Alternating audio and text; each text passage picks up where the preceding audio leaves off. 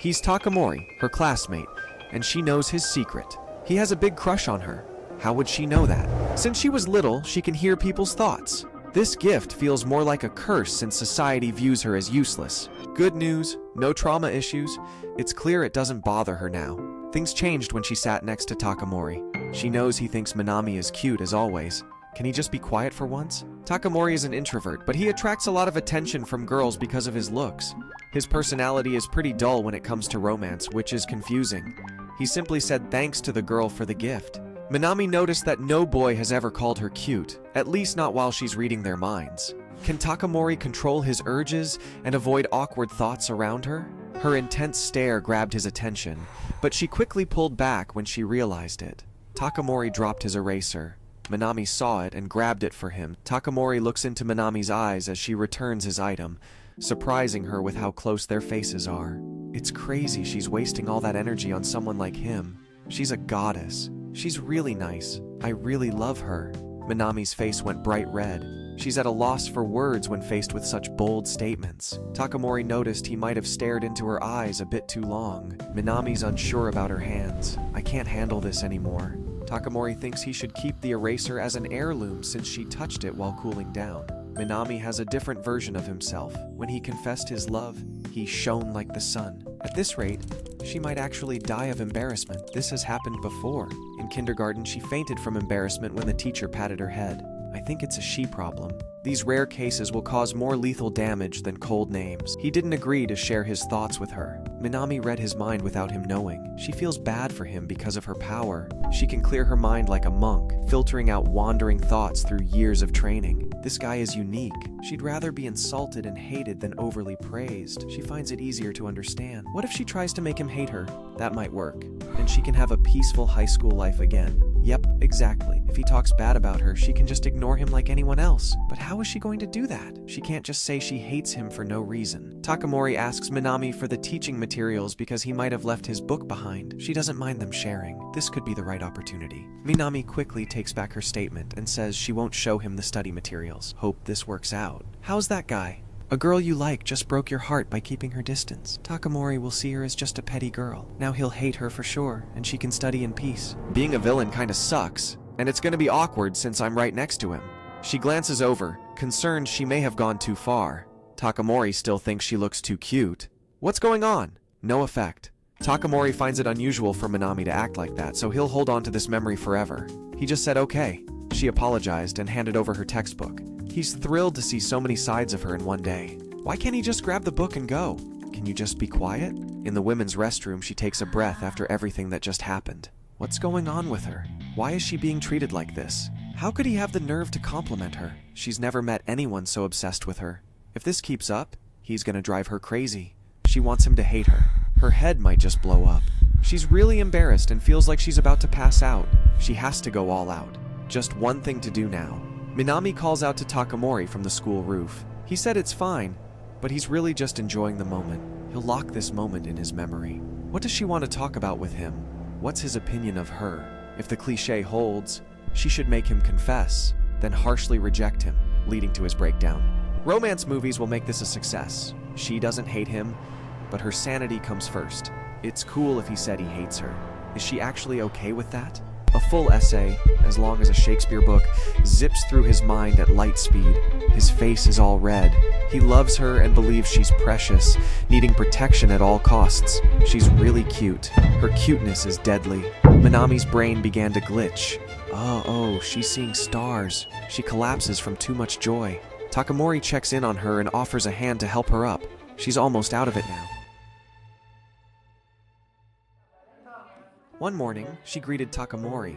He thinks she's really cute today, as usual. Why does the first thing in his tiny brain think she's cute? He's as annoying as ever. She's really embarrassed now. She'd prefer if he completely hated her and insulted her. She needs an idea, making Takamori hate her fast. The class will end, and she's worn out from listening to his honest thoughts again. He's been thinking about her the whole class. He seems totally unfazed mentally. How can one boy be so determined? The table is soaked with her sweat. She wants to make a quick getaway. She can't walk right anymore. She keeps walking, but feels lighter than normal. Why did she have to forget her bag today of all days? This is a first. If he hadn't thought of her, this wouldn't have happened. She opened the door and saw Takamori at his table. She's wondering why he's still in class. School's done now. The teacher asked him to create the test. Seriously? What kind of teacher relies so heavily on one student? She feels it's unfair and wants to help. She stops halfway. Hold up. If she helps him, he's going to spill some embarrassing stuff again. Then she'll meet God. Minami decided to leave him alone, even though she felt guilty all over. Minami grabs her bag and leaves, apologizing in her head. He'll probably see her as just another nice person who walks away. She stops right outside the classroom. She thought she beat the voices in her head, but she's still weak. She hears Takamori thinking about her. He thinks she's nice, even though she left him there. Takamori appreciates that she even talks to him, considering how boring and plain he is. She's nice for caring about him. Minami is in the corridor, unsure of what to say. For once, she feels comfortable and happy instead of embarrassed. Her legs gave out, and she thinks he's kind too. She feels bad for leaving him alone. She might still help him with grading the tests. She can't do that. What if she ends up in the hospital after this? She leaves before she has regrets and returns to him. In the end, guilt won, and she came back. She figured she could finish grading quicker before she faints again. Takamori appreciates her for staying up with him. Can he just stop talking and focus on his work? She asks him for an extra pen when hers runs out of ink. He handed her his other pen, and they touched when she took it. Minami quickly pulls her hand back after realizing she touched him without asking. Takamori is totally okay with it. There's something profoundly intimate and magical about touching hands. Her temperature is going up fast. She's about to pass out. She fell to the ground from embarrassment. Yeah, she's going to die if things keep going like this. Takamori is concerned because she suddenly knelt down. Stop acting like that. This is your fault. She still doesn't get how they can keep that poker face. The Tatsini's head is wild, but he doesn't seem embarrassed at all. How can that happen physically? Why is she the only one getting it? That's unfair. He never confessed. But she can just say she hates him since they're alone in the classroom. She's going to make him confess this time. I was wondering. She yelled his name loudly. Takamori, Is he into her? do you like me? Her face is red and she struggles to make eye contact, even though she's speaking loudly. His eyes lit up, like something inside him just woke up. He looks away. Takamori struggles to share his true feelings. Minami wants him to pause for a sec. She can't take it. Minami feels embarrassed about what she just said. No matter his answer, she's going to the hospital. She wants him to forget this ever happened and says goodbye. She shut the door hard, leaving Takamori behind. His body language starts to show his true feelings. What just happened? Who would have guessed she saw him like that? What caught him off guard? She walks home, realizing she just made a big change. Again after twisting her leg. She could have just let anyone help her. It's too late now. She's had this light in her life from the beginning. She starts to cry, feeling alone in the world. Then, someone calls her name. Takamori here. He's concerned about her condition and why she starts crying out of nowhere. Is she fine? She brightens when she realizes someone cares enough to help her. She hides her face, questioning why Takamori is around. Is he in class now?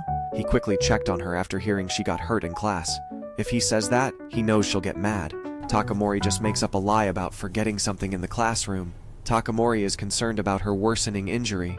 Minami hides her feelings, claiming she's fine and there's nothing to worry about. He's just fine sitting on the ground here. She wants him to go back to class, or he'll get in trouble with the teacher. He suddenly grabs her arm. He's taking her to the nurse's office because she doesn't look good. Did he just...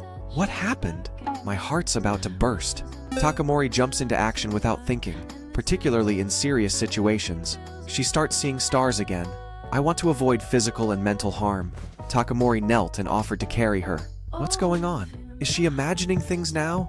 What's going on here? Takamori wants to protect his loved ones. No bad intentions involved. She never thought a boy classmate would carry her like this. This is really awkward. Every day brings something new. She worries about being too heavy to carry, but he insists she's light. Just get me down now. This might be risky. If she gets here now, she'll probably faint on him and just be more of a hassle.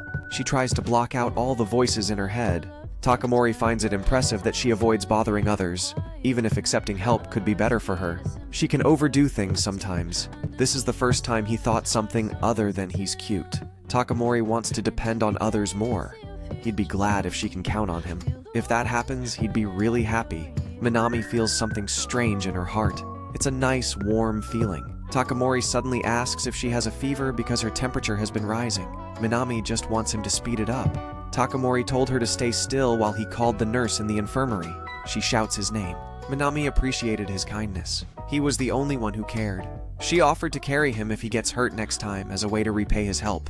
Takamori doesn't get what she means. Minami flexes her muscles, claiming she's stronger than she appears. She looks skinny, but she can carry him like a princess. She can pay back the debt and make him feel uncomfortable since no guy wants a girl who shows that much masculinity at her age. Minami claims she has a strange personality, but it didn't matter because he thinks that part of her is cute too. That compliment blows her mind. The nurse came and wondered if she had a high fever. On a sunny school day, Minami calls for Takamori. She wants his phone for a moment, for some reason. He's cool with it and lets her borrow it. He senses something's off, but she pops up on his phone as he stares at her blankly. She handed his phone back to him. She says goodbye as she leaves the classroom. What did she do with his phone? Hold up, what's going on here? He has 4 contact numbers, and now he finally has his first friend on the list. What did he do to get this? Minami giggles to herself while making her way to retrieve it. She seems okay with him now. Maybe she does. She giggled when she got to her doorstep. She finally got his contact information. She can send him tons of stickers and keep calling him. Yeah, Takamori will regret adding her. He'll be so annoyed he won't even bother to annoy her at school. He can just be quiet. This plan works for sure.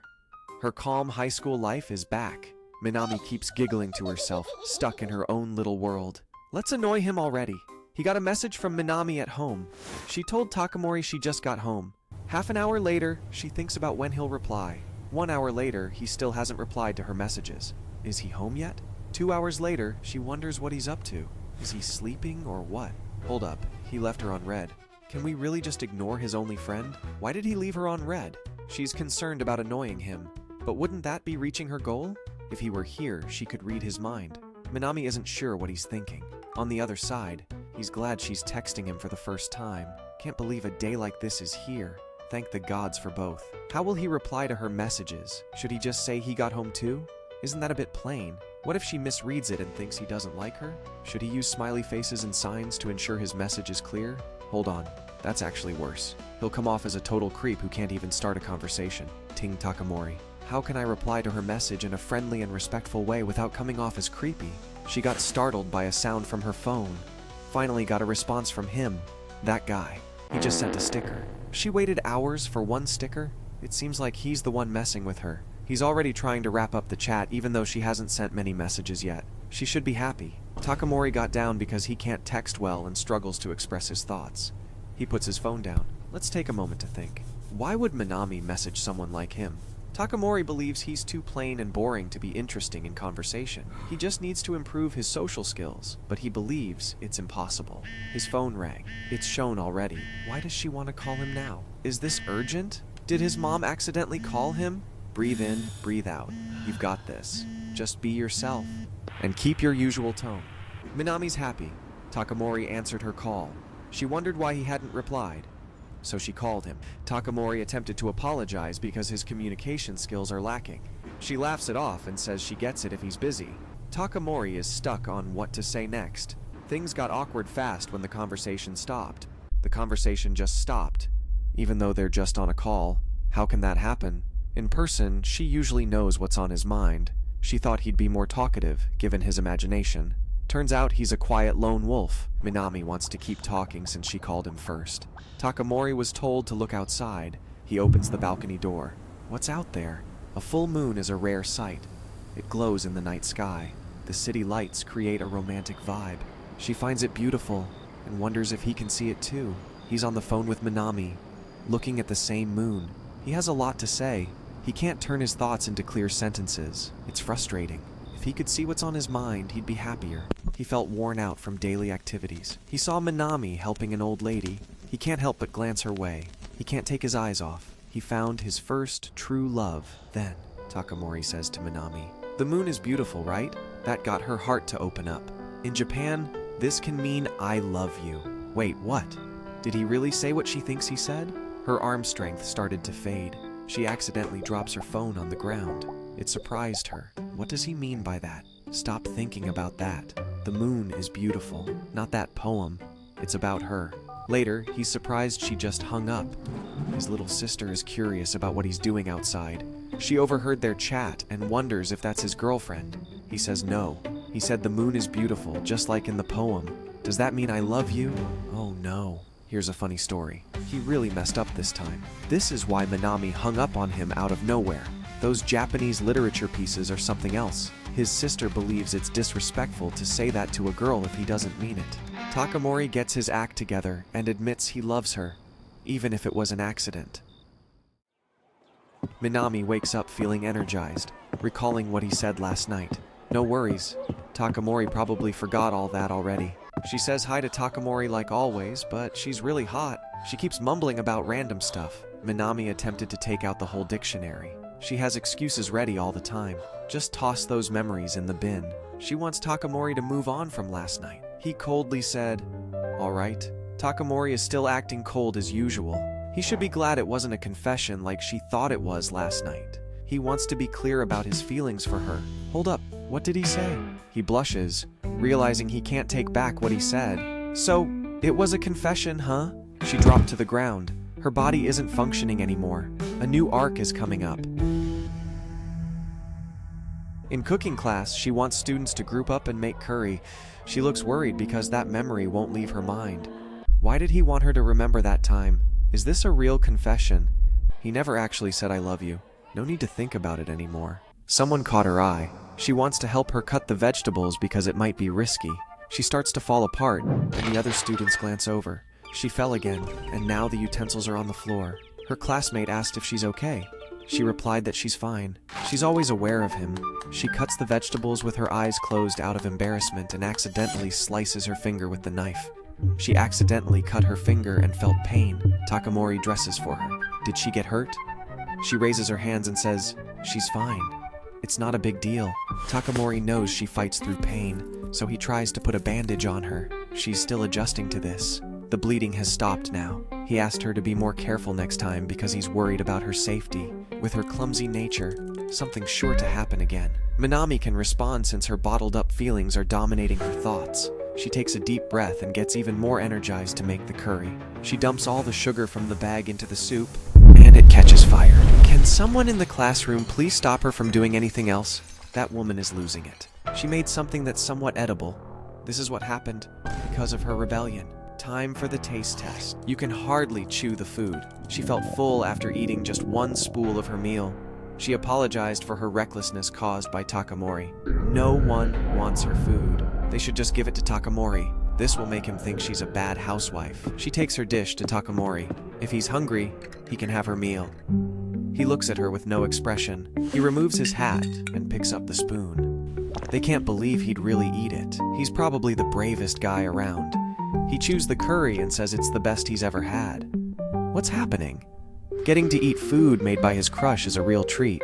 Takamori is impressive. He realized his body is rejecting the food, but his mind still thinks it's tasty. Minami's worried about a stomachache. He still thinks the food is good, which surprised her. If she cooks, he'll eat it.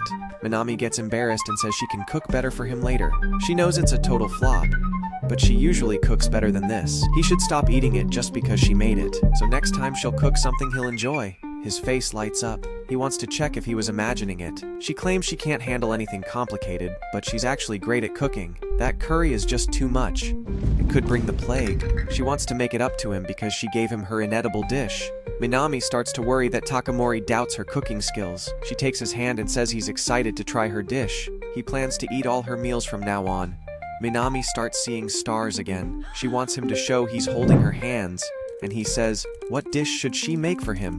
She imagined him cooking for her husband, and it broke her mind. No way. Is he serious about that? She cooks for a boy super fast. The others wonder what the two are up to. This is the start of a new romantic relationship.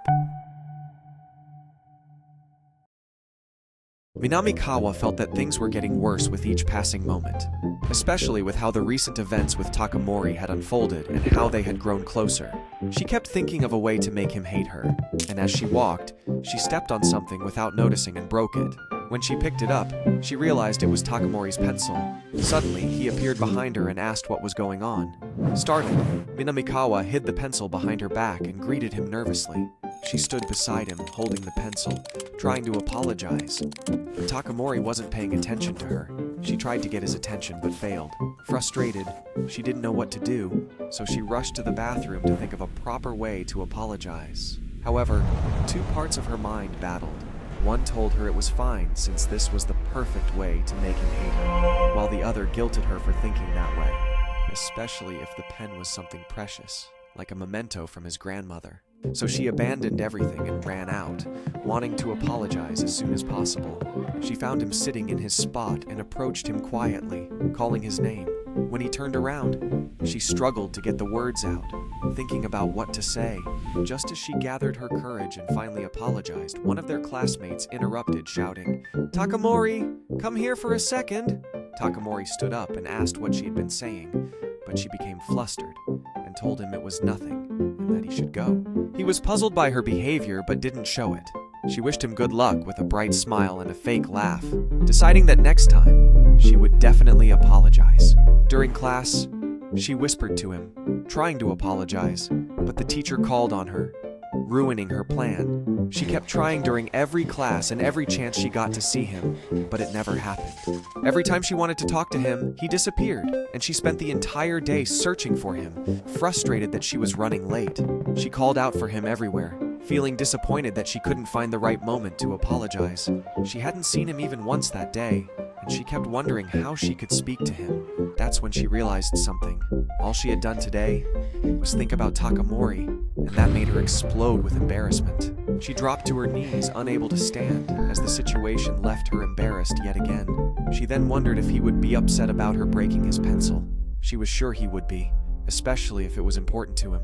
With no other options, she decided to call him to that place again so they could be alone. They went up to the rooftop. Takamori had no idea why she had called him there. He felt like she had been wanting to tell him something all day and wondered if he had done something to upset her. He was scared that he might have smiled at her like a creep, and that's why she had called him. He started imagining her scolding and berating him for it, and he began trembling, sweating nervously, preparing himself to apologize. But Minamikawa interrupted him and apologized, showing him the broken pencil. He asked if that was his pen, and she nodded, her head lowered. With tears in her eyes, she told him that she had broken his precious pen by stepping on it and apologized, admitting that it had taken her some time to gather the courage to tell him. Takamori told her not to worry about it and finally understood why she had called him there. Minamikawa then asked if the pencil wasn't a memento from his grandmother. It turned out to be just an ordinary pencil from a store, worth about 100 yen. He told her it wasn't a memento, feeling confused since he hadn't even noticed that he had lost it. Minamikawa finally calmed down, but she still wanted to make it up to him, so she asked if he was free after school.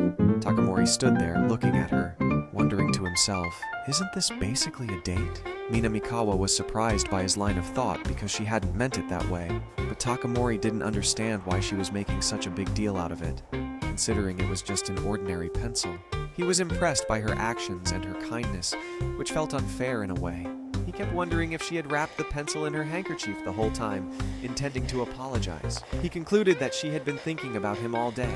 Minamikawa heard all of this and felt like her head was going to explode from embarrassment. Then, in a serious tone, Takamori said, "More importantly, completely free after this," while screaming in his mind, "It's an after-school date!" As for Minamikawa, she stood there, completely stunned. After school, they went out together, with Takamori still thinking of it as a date, while Minamikawa just wanted him to stop thinking that way. She kept wondering how things had ended up like this. They headed to a store that sold school supplies because Minamikawa couldn't forgive herself for breaking his pencil, so she decided to take him with her to replace it, far from anything related to dating. At that moment, she overheard some customers talking about Takamori, admiring his calmness and good looks. But Minamikawa was the only one who knew what was really going on in his head and could hear all his thoughts. He was extremely happy to be out with her, while Minamikawa wished that everyone could hear what he was thinking. Takamori picked up a pen, and when Minamikawa noticed, she asked him if he had made his choice. He didn't respond because he was lost in his imagination, thinking, "This pencil looks as cute as Minamikawa-san." Minamikawa was shocked by his thoughts, and her cheeks flushed red. Meanwhile, Takamori was still trying to choose between the pens that would best suit Minamikawa, torn and unable to decide. Minamikawa couldn't take it anymore and intervened, telling him that she would pick the pencil herself. Surprised, Takamori said, "Huh? Pick it by herself?" She pointed to a section of pens and told him there were plenty to choose from over there. Then she told him that she would pay for it after all, and that he was free to choose whatever he wanted. He asked, "Anything?" She confirmed, though thinking that if it was too expensive, she would stop him. But she knew it was just a pencil and wouldn't be too costly. She started picking out pens for him and showing them to him, but he wasn't reacting, which made her flustered, unsure of what to do next. Takamori, however, was lost in how adorable she seemed, almost like an employee. Minamikawa was annoyed when she heard his thoughts and, fed up with searching, she wanted to go home, as it didn't seem like he really wanted to pick anything. Despite his calm demeanor, Takamori was secretly wishing these moments would last forever. He stared at her as she looked at him, and she was on the verge of fainting from embarrassment, screaming inside for him to stop saying such embarrassing things. Finally, she asked him which pen he would choose. He picked one, and they went to pay for it. When the cashier told her the price, Minamikawa took out her wallet to pay, but Takamori quickly stepped in and paid instead.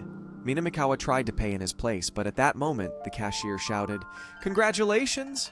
Both of them were startled, and Minamikawa asked why. The cashier explained that from now on, only couples would get a free pencil. Both of them were shocked at being called a couple, and Minamikawa tried to explain that they weren't, but the cashier was insistent.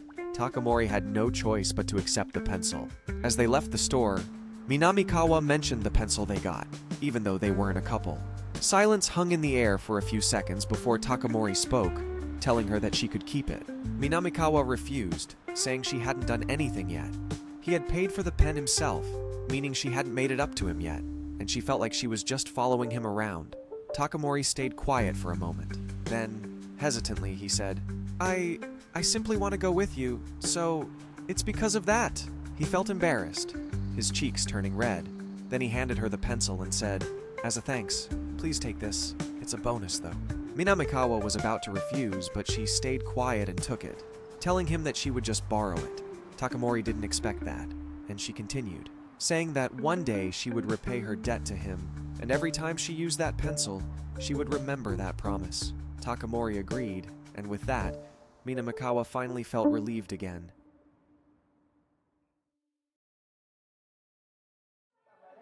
In the middle of class, Takamori was, as usual, noisy in his mind, thinking about Minami and how cute she looked every day. Mina was tired of hearing that every day, but she couldn't figure out a way to make him stop thinking about her. Then suddenly, she heard him say, "Today, I will sure have to tell her." Mina was surprised upon hearing that and felt curious about what he would say to her. Question marks filled her head as she desperately wanted to know what he was going to say. Then suddenly, she thought that maybe he was finally going to confess to her. She was convinced of it without a doubt, and began to think that he would confess to her today. She calmed down for a few seconds and then realized that this was a big chance to make him hate her. She thought that simply saying she hated him wouldn't be enough, and she needed to do something more outrageous. That way, he would stop thinking about her. She let her imagination run wild, imagining him giving her a love letter and confessing his feelings directly, only for her to accept it and then tear it apart mercilessly, shocking him with her harsh actions, finally telling him that he had no chance. She was sure that by doing this, he would hate her, and she could finally silence Takamori's mind, living peacefully without worrying about dying from embarrassment anymore. She stared at him, desperately hoping he would confess to her. Time passed, and the bell rang. At that moment, Takamori stood up from his seat and called out to Minami, who had been eagerly waiting for that moment. Takamori tried to tell her something, but he stuttered. After a few attempts, he finally told her not to worry. Mina was annoyed that he had changed his mind and gently asked if there was something he wanted from her. Takamori hesitated again and then said, "Yes, I want to give this to you." Mina was excited because she thought he would finally give her a love letter, but instead, he handed her a notebook. He told her that the teacher had asked him to give it to her. Mina was shocked because she hadn't expected that. She asked him if that was all, and he answered yes. They stood there, staring at each other for a few seconds. Mina took the notebook from him, imagining herself screaming and calling him a coward, but she knew she couldn't say that to him. After that, Takamori's mind didn't stop thinking about when he would tell her what he wanted to say, postponing it every time until Mina lost her patience. She didn't want to end up moping about it and started to feel a headache every time she thought about it. The classes ended, and Mina remained in her seat, exhausted from waiting, resting her head on the desk. After a while, Takamori came to her, and she lifted her head, but he turned around and said, "See you tomorrow." Mina stood up, unable to believe that he had ignored the matter, and asked him to wait. Without realizing it, she grabbed his hand. Takamori was surprised by that, and Mina struggled to speak before finally asking if there was something he wanted to tell her. She couldn't believe that she had finally said it, and her face turned bright red. He stared down, and when she looked, she noticed she was still holding his hand. She quickly let go and started apologizing, embarrassed by herself for grabbing his hand. At that moment, Takamori pulled out 2 tickets from his pocket and handed them to her. They were movie tickets, and she realized that what he had been trying to tell her was that he wanted them to go see a movie together. He nodded in confirmation, and Mina was shocked to discover that this was all it was, even though she had been convinced he would confess to her. She was completely exhausted from all the thinking, and she had no problem watching the movie with him. She realized once again that she had jumped to the wrong conclusion on her own. Feeling embarrassed, Takamori noticed her strange behavior and asked if she was really okay with it. She asked him what he meant, and he replied, "Watching a movie with me." She suddenly realized she had already agreed and told him she was okay with it. Takamori, holding his ticket, felt extremely embarrassed, unable to believe that she had agreed. Mina watched him in confusion, and then he left after saying goodbye, leaving her alone in the classroom, feeling embarrassed as heat radiated from her body. She sat on the floor, wondering and marveling at the expression on his face and how happy he seemed. Takamori's little sister, Takamori Hinako, was walking down the hallway when a classmate told her she had forgotten her pencil case cover. She turned to thank them with a strange expression and tone. They called her the Ice Queen. Her classmates were surprised by how cold she seemed, but they still found her cute. Just like her brother, her mind was loud, and she worried about her cold responses. She always tried to respond more cheerfully, but it would end up sounding strange because she couldn't express herself properly. She felt very sad because she hadn't spoken to anyone at all and was anxious that if things continued like this, no one would want to talk to her. She didn't have the courage to approach anyone, and while she was lost in her thoughts, a classmate called her and asked if he could see her notes. It was Tuju-kun, the boy who sat next to her. He told her he often felt sleepy during class. While he was talking, Hinako prepared herself to respond nicely, but as usual, it came out cold and emotionless. Tuju was surprised and stared at her for a moment. Realizing she had failed again, she started blaming herself, thinking he wouldn't talk to her anymore. But Tuju stayed calm and told her he wanted to borrow her notes because her handwriting was beautiful, asking if that would be okay. Hanako handed him her notebook. Tuju was delighted and thanked her, promising to return it as soon as possible. Hinako was surprised by this, and just like her brother, she had fallen for the person sitting next to her. Minami headed to the cinema, and as soon as she entered, she was flooded with bad memories from the past of hearing the thoughts of everyone around her. She didn't know what to do, and considered going back home the moment she met Takamori, sure that he would be really upset if she told him she didn't want to watch a movie. She decided to use that as an excuse, and continued walking until she found Takamori waiting for her. Takamori was surprised to see her and couldn't believe she had actually accepted his invitation. He stared at her, admiring her hair in his mind. Minami, unable to hear his thoughts, wanted to tell him right away, but then she heard him think, "Just for you, Minami-san. All the time I spent last night researching was worth it." He had been extremely thorough in picking the perfect movie to ensure the best possible chance. Minami was shocked by how seriously Takamori had taken this, and when he showed her the way, she realized she couldn't refuse now. She couldn't believe that Takamori had done all this research for her. She noticed him standing in front of a movie poster, and wondered if he wanted to watch that one instead. Then she heard him think that today's movie was a heartwarming masterpiece. Takamori was extremely happy that he was able to get tickets for that movie for Minami. Minami was surprised to hear that, and went along to watch the film with him, unable to say no, like any normal person would. She decided to surrender to the situation and focus on the movie to drown out the noise in her head. She took a deep breath and tried to concentrate. The movie was emotional and full of feelings, and Takamori was moved by its touching story. He turned to see if Minami was feeling the same, but Minami was in bad shape, almost about to vomit. Takamori was shocked to see her like that. Minami tried to hold on longer but couldn't in the end and rushed out, apologizing as she went. She sat outside alone, realizing that she wasn't much of a cinema fan. Then she noticed Takamori in front of her, offering her a bottle of water. She thanked him and took it, feeling guilty for ruining things and making him leave the movie halfway.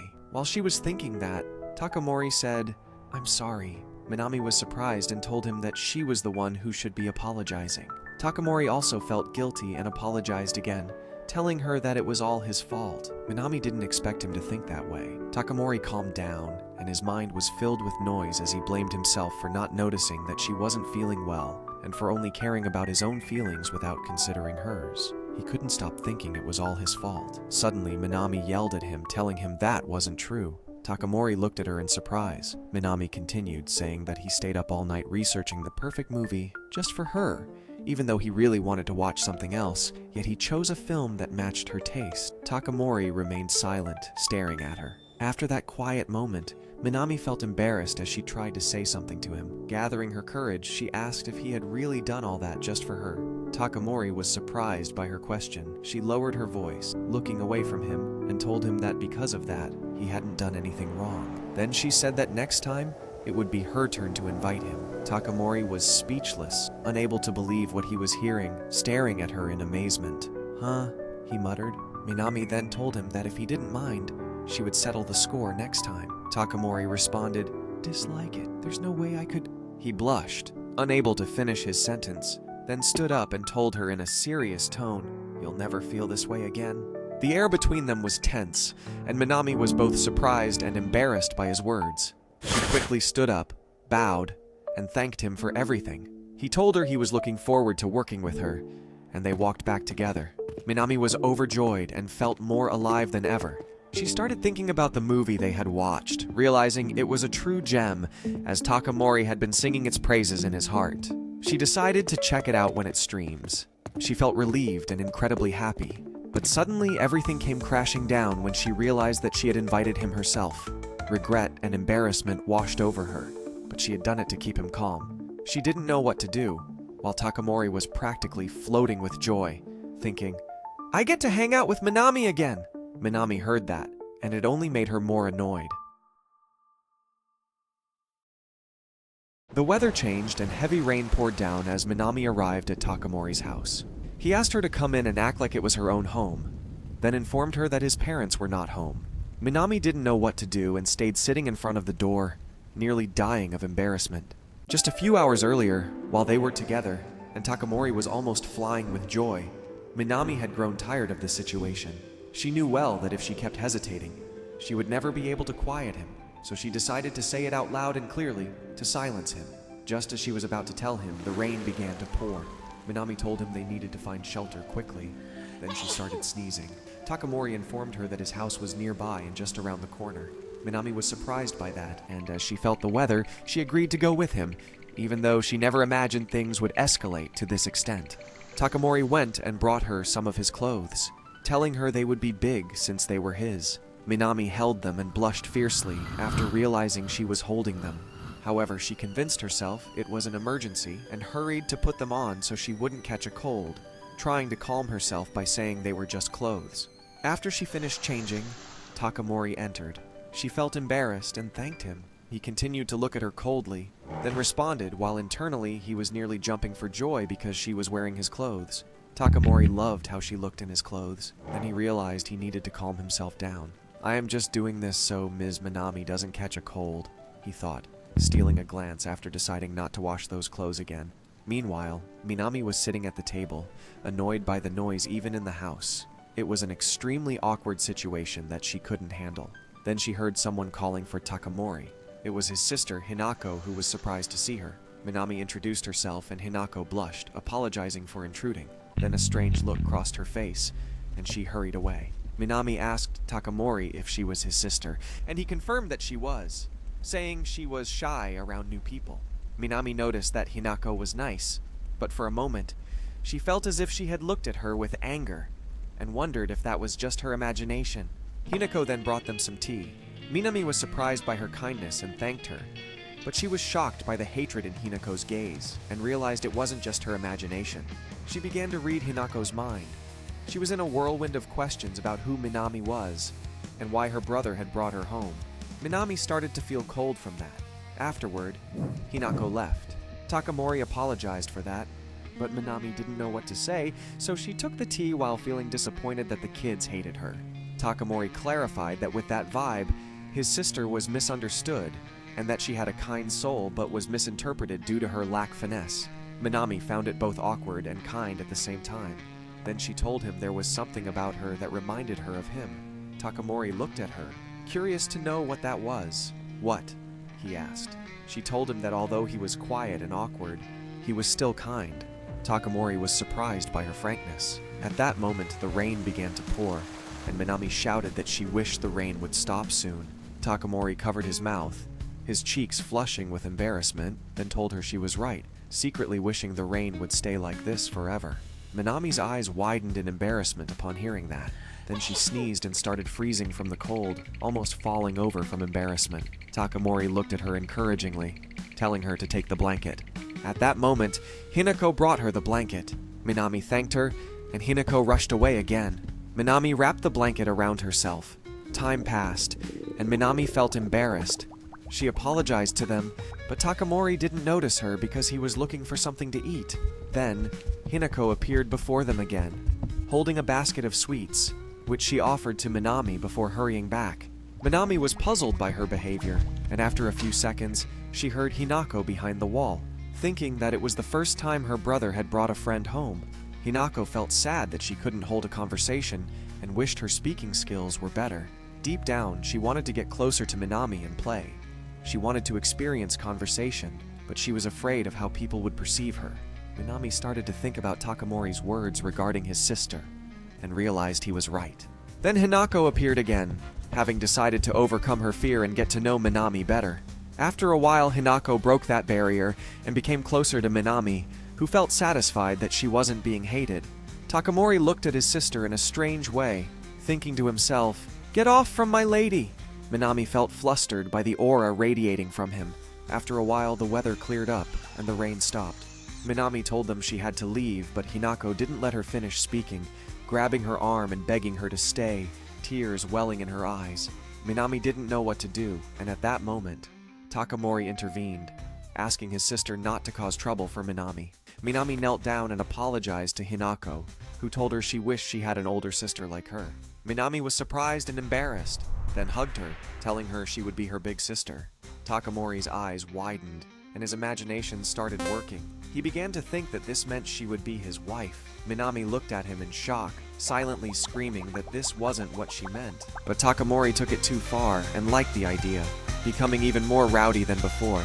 Minami covered her ears, wanting to stop the noise, feeling like she was going to die of embarrassment. So she apologized to them and hurriedly left, leaving the two standing there, puzzled. After she left, Takamori realized she had forgotten her clothes. Minami didn't realize this until she reached her house. She began to look at Takamori's clothes that she was wearing, and then fell to the ground after remembering she had left her own clothes at his house. She started rolling on the bed out of embarrassment, while Takamori held her clothes, confused about what to do with them. Just then, Hinako entered.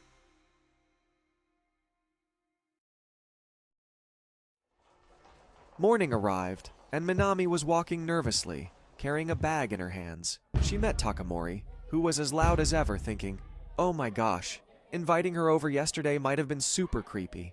I need to return her clothes. But wait, doing that here would be totally awkward, right? Where's the best place to do it?" Minami was startled by his loud thoughts. She tried to calm him down by calling his name. He looked at her coldly and, unusually, told her that she looked adorable today. Minami was surprised by his words and the fact that he finally spoke. She didn't know what to say, standing there in disbelief. She went to her locker trying to convince herself she was imagining things, thinking she'd been listening to her inner voice so much that her ears had gone haywire. After all, it was impossible for Takamori to say something like that so clearly. Takamori kept staring at her in confusion before handing her her clothes, shocking Minami that he said this in front of everyone. Minami became even more flustered and told him she would return them immediately. She didn't know what Takamori was thinking. All eyes were on them as their classmates started speculating about their relationship and piecing the dots together. Minami froze in place, unable to move, as the embarrassment and shame built up until she exploded and ran off, screaming inside her head. She couldn't understand what had happened to Takamori, or why he was blurting out all his inner thoughts. She fled to the bathroom again, wondering if wearing his clothes had made him angry, and whether they were his favorite clothes. Minami was too embarrassed to return to the classroom, so she stayed out for a while before finally going back. Takamori greeted her and asked if she was okay since her face was completely red. She told him she wasn't feeling well, but then he complimented her, saying that even when she blushes, she looks adorable, and that he loves every version of her. Minami couldn't believe what she was hearing. Sweat dripped from her face in shock, and she covered her ears because the situation was too overwhelming. Her face felt like it was burning, and to make it worse, everyone was staring at her. Minami felt increasingly alarmed by Takamori's strange behavior. He continued to spill his inner thoughts aloud, leaving Minami in disbelief each time. Even the other girls started to notice his change in behavior. Minami knew this would happen. Everyone was shocked to discover the real Takamori. She had no choice but to pull him outside, believing it was the only way to save his reputation. He asked her if they could meet on the rooftop, and Minami began apologizing for leaving with his clothes. She asked if he could go back to being the usual Takamori. He didn't understand what she meant, and Minami was shocked to realize he didn't even notice. She turned her eyes away and told him that he had been whispering out loud. Takamori stared at her in silence, covering his mouth in shock, while Minami couldn't believe he hadn't realized it. That's when he understood why his throat had been hurting. Minami asked him how much he had been saying out loud. Takamori realized something was wrong because he had been feeling warm, soft, and fuzzy, like he couldn't think straight. Minami was surprised by his words, and after a moment, she concluded that he might have a fever. When they checked his temperature, they found out it was high, so they went to the nurse, who told him to rest for the day. Everything became clear to Minami. She finally understood why Takamori had been acting so strangely. He became talkative when he had a fever. It was a bit unexpected. Takamori interrupted her thoughts, apologized again, and told her to go back to class. She agreed, telling him to take it easy. He wished her sweet dreams, then fell into a deep sleep, drifting off into his dreams. He dreamed about what had happened that day, and how he felt like he wasn't himself, driven by the whims of his fever. He knew he had said a lot of things, but couldn't remember exactly what. In his dream, he sat above the clouds, looking up at Minami and wishing they could talk like that more often, hoping that one day their relationship might grow closer. Takamori woke up embarrassed by the dream, feeling that the fever had gone away. He wondered what time it was and stood up to go home, but he was surprised to see Minami asleep on his bed. Embarrassed, he whispered, "Minami?" Takamori thought she had already left, but she had been sleeping beside him the whole time like a log. Then he noticed a bowl of water next to him. Putting the dots together, he realized that Minami had been taking care of him, trying to lower his fever while he slept. He felt warmth and embarrassment at the same time. She had always been there for him. He couldn't believe it. Takamori was incredibly happy, staring at her while she slept. He wanted to hold her hand, but stopped himself at the last moment. Instead, he thanked her softly. At that moment, Minami woke up, feeling the same warmth he had, and they stayed like that until morning. Inside the clinic, Minamikawa was still fast asleep, and Takamori, feeling embarrassed, hesitated to wake her. He kept watching her, but then a girl walked in after being told by the teacher that they were there. Her expression changed when she saw Takamori. Surprised, Takamori wondered who she was, and whether she was a friend of Minamikawa. The girl approached Minamikawa and began tapping her back, trying to wake her. Takamori watched in confusion. "Don't worry," Takamori said, eyeing Takamori menacingly, before yelling at him, accusing him of being a pervert and warning him not to touch Minamikawa. Minamikawa finally woke up after her long nap and was surprised to see Kyoko in front of her. Takamori asked who she was, and Minamikawa nervously wondered if she seemed a bit grumpy to him. She told him that Kyoko was her childhood friend, and they had been friends since kindergarten. They hadn't had a chance to meet much because they were in different classes. Kyoko offered Minamikawa some cookies she had baked, but then her tone shifted again, and she asked Minamikawa who this pervert was.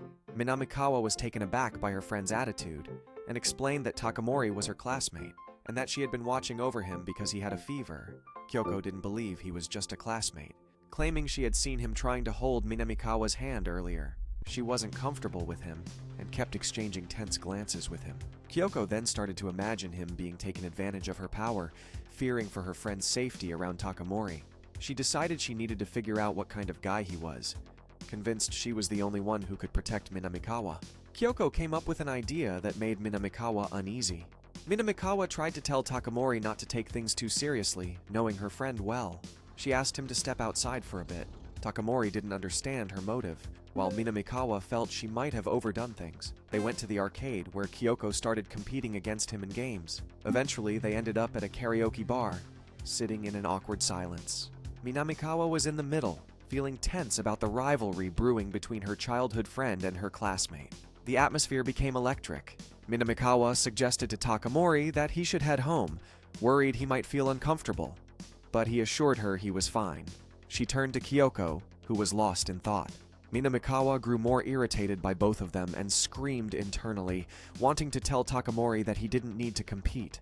Unable to stand the situation any longer, Minamikawa told them she needed to go to the bathroom, hoping to find a solution, and left the two alone at the table. Takamori was confused, not understanding what he was doing and why he felt so bothered by Minamikawa's childhood friend. Kyoko suddenly called out to him and bluntly asked if he had feelings for Minamikawa. Takamori was startled by the question and spit out his drink, shocked that she had figured it out despite his perfect poker face. Kyoko was empathetic, knowing her friend was cute. Takamori didn't know how to respond, and Kyoko pressed him to admit what he liked about Minamikawa. Takamori remained silent, sweating. Kyoko was determined to find out and insisted he confess. Takamori felt like he was being interrogated. He thought about the question, realizing that there were many things he liked about Minamikawa. Finally, he told Kyoko it was a secret.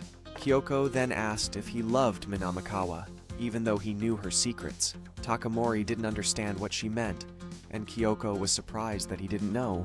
She then changed her mind and told him not to fall in love with Minamikawa. Takamori's eyes widened in confusion, not understanding what Kyoko meant.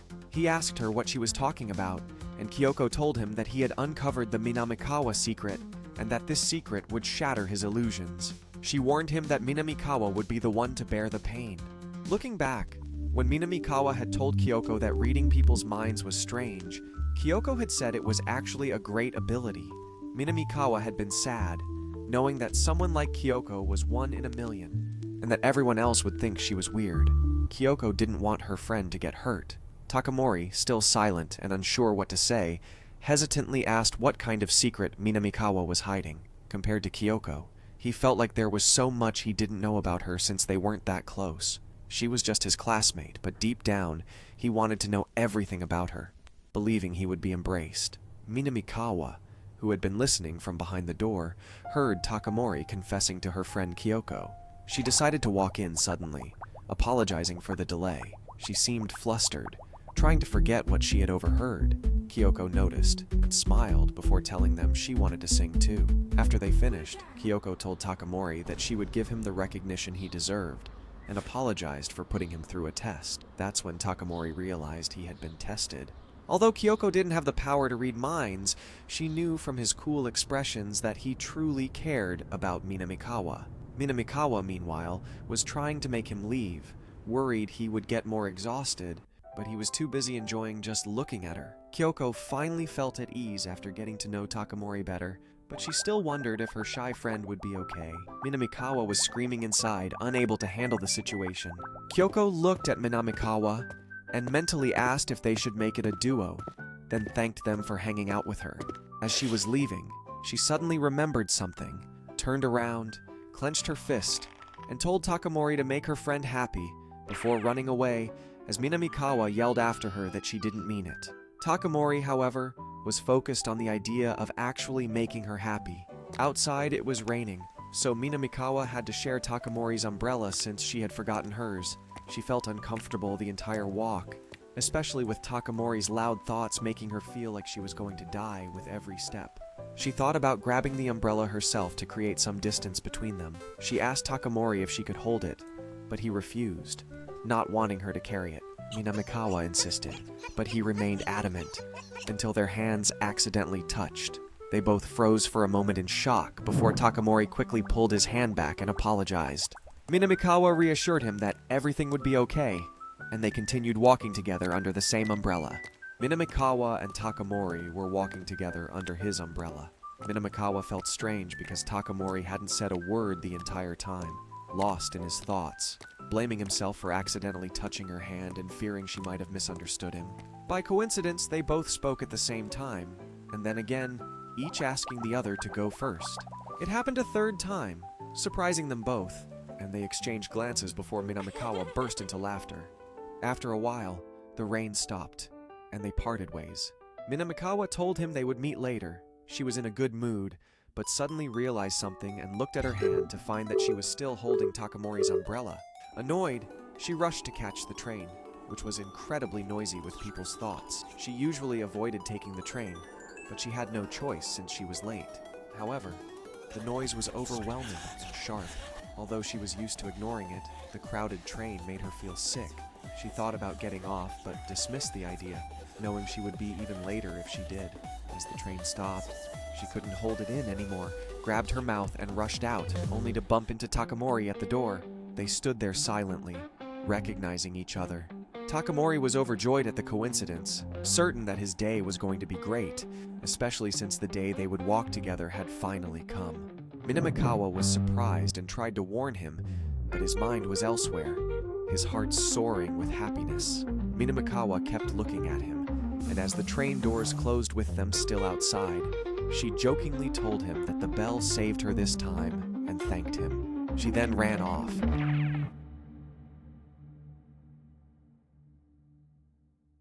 Later, in the library, where the chaotic thoughts of people were equally loud, Minamikawa tried to read but couldn't concentrate. Frustrated, she wondered why libraries, which were supposed to be quiet sanctuaries, were filled with noise. She gathered her focus and tried to ignore it as she usually did, but this time it wasn't working. She got up and decided to borrow a dictionary, only to find it placed high up on the shelf. Frustrated, she brought over a ladder.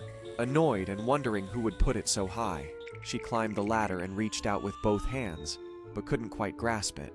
Considering asking for help, she looked around the shelves, but saw everyone was busy, so she couldn't bring herself to speak up. She wished someone could read her mind. Feeling disappointed, she decided to give up and go home. Suddenly, Takamori appeared behind her, reached up, and handed her the dictionary. Surprised, Minamikawa thanked him and asked how he knew she needed it, given he couldn't read minds. He said it was just a coincidence, but secretly believed it was because of love. Minamikawa's cheeks flushed at hearing his thoughts, and she screams internally, unable to believe it and wishing she could just silence him.